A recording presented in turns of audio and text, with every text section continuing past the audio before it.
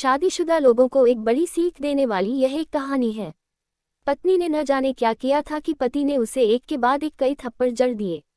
हमेशा हर सिचुएशन को शांति से हैंडल करने वाली पत्नी भी इस बार इतनी अशांत हो उठी कि उसने अपनी चप्पल ही निकाल कर पति की ओर दे फेंकी। चप्पल पति के बालों को छूते हुए निकल गई। ये किस्सा यहीं पर खत्म हो सकता था, मगर पति ने इसे अपनी मर्दानगी का विषय बना लिया और बात बद से बदतर होती चली गई। रिश्तेदारों ने भी आग में घी का काम किया। किसी ने कहा जो औरत अपने पति को चप्पल से मार सकती है वो न ही तो वफादार हो सकती है और न ही पतिव्रता। ऐसी औरत परिवार ही नहीं पूरे समाज पर कलंक की तरह है। बीवी के पक्ष वाले कहा पीछे रहने वाले थे। किसी ने कहा 21वीं सदी में भी जो स्त्री के साथ मारपीट करते हैं उन्हें तो जेल भेज देना चाहिए। तो कोई कहता जरूर उसको कोई और पसंद आ गई होगी इसलिए अब पत्नी से मारपीट करने लगा है। बात कोर्ट तक पहुंच गई। दोनों पक्षों ने एक दूसरे के खिलाफ केस फाइल कर दिया। पति ने चरित्रहीन होने का तो पत्नी ने दहेज और शारीरिक उत्पीड़न का आरोप लगाया। 2 वर्षों से अधिक समय के लिए केस चला था। इन 2 वर्षों के दौरान दोनों पति पत्नी अलग अलग रहे थे। इन 2 वर्षों के दौरान दोनों पक्षों के समर्थकों की संख्या कम हो गई थी। पहले जहां दोनों पक्षों में समर्थकों का समूह होता था, अब गिने चुने लोग रह गए थे। पति और पत्नी दोनों की आर्थिक स्थिति भी इस समय के दौरान नीचे गिर चुकी थी।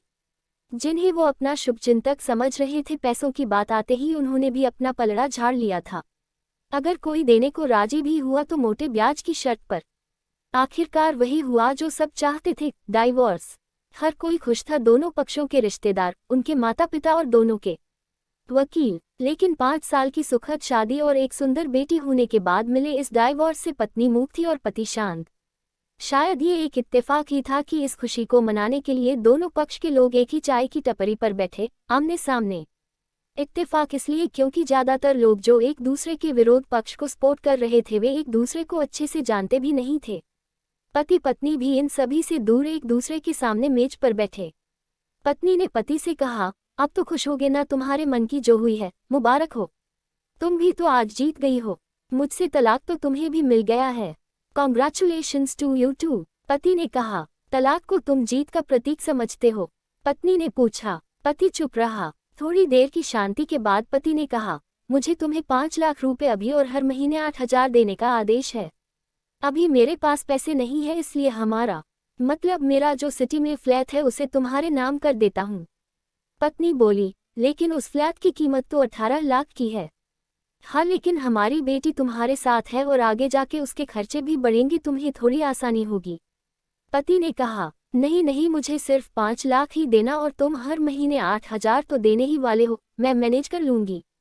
अगर 5 लाख नहीं है तब भी कोई बात नहीं। पत्नी बोली। दोनों फिर से शांत हो गए। पति सोचने लगा, कितनी भोली और समझदार है ये औरत जो कुछ समय पहले तक मेरी पत्नी थी और अब अनजान। ये वही है जो कम से कम खर्चे में घर चलाती और पैसे बचाकर मेरे जन्मदिन और बर्थडे पर हमेशा मेरे लिए नए कपड़े खरीद लाती। कभी बीमार भी हो जाती तो पैसे बचाने के लिए मुझे मालूम न होने देती और घरेलू नुस्खों से अपना इलाज कर लेती, मगर घर में कोई और बीमार होता तो तुरंत डॉक्टर के पास लेकर जाती। मेरी ही मति मारी गई थी, मैं ही अपनी झूठी मर्दानगी के चक्कर में इतनी बड़ी गलती कर बैठा। पत्नी के दिमाग में भी उथल पुथल चल रही थी। अभी भी वैसा का वैसा ही है, पहले भी खुद से ज्यादा हमारे बारे में सोचता था और अब भी वही कर रहा है।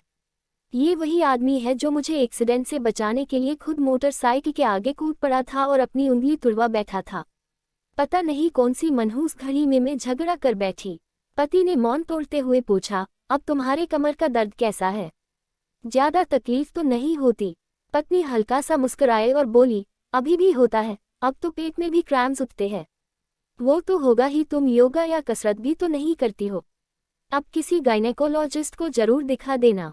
पति ने कहा, तुम बताओ, तुम्हारा अस्थमा कैसा है अब? क्या अब भी दौरे पड़ते हैं? पत्नी ने पूछा। हाँ पड़ते हैं, पहले से ज्यादा, क्योंकि अक्सर इन्हेलर भूल जाया करता हूँ, याद दिलाने के लिए तुम जो नहीं हो अब। पति बोला। पत्नी के आंखों में आंसू आ गए। वो बोली, तुम्हें मेरे चरित्र पर सवाल नहीं उठाने चाहिए थे, तो ये परिस्थिति आती ही नहीं। हाँ मैं जानता हूँ, तुम बहुत अच्छी हो, मुझसे गलती हो गई, बहुत बड़ी गलती। मैं लोगों के बहकावे में आ गया था। पति बोला, तुमने भी तो मुझ पर दहेज का इल्जाम लगाया था। वो बोला, गलत था और इस बात का मुझे भी पछतावा हुआ। पत्नी ने कहा। पति कुछ कहना चाह रहा था लेकिन हिचकिचा रहा था। पत्नी ने पूछा, कुछ कहना चाहते हो? वो बोला, क्या सब पहले जैसा नहीं हो सकता? क्या मतलब? पत्नी बोली, मतलब कि हम फिर से पहले की तरह पति पत्नी बनकर, सच्चे दोस्त बनकर नहीं रह सकते। पति बोला, पर ये डाइवोर्स के पेपर दिखाते हुए पत्नी ने कहा, फाड़ देते हैं। पति ने अपने पास रखे डाइवोर्स के पेपर फाड़ते हुए कहा।